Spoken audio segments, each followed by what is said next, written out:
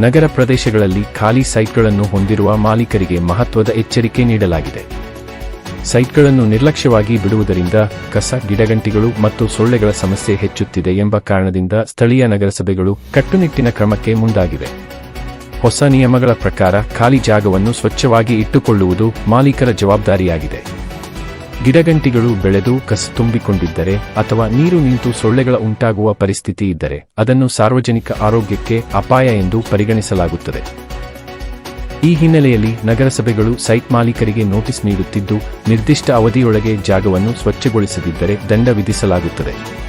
ಕೆಲವು ಕಡೆಗಳಲ್ಲಿ ನಗರಸಭೆಯೇ ಸ್ವಚ್ಛತೆ ನಡೆಸಿ ಅದರ ವೆಚ್ಚವನ್ನು ಮಾಲೀಕರಿಂದ ವಸೂಲಿ ಮಾಡುವ ವ್ಯವಸ್ಥೆಯೂ ಇದೆ.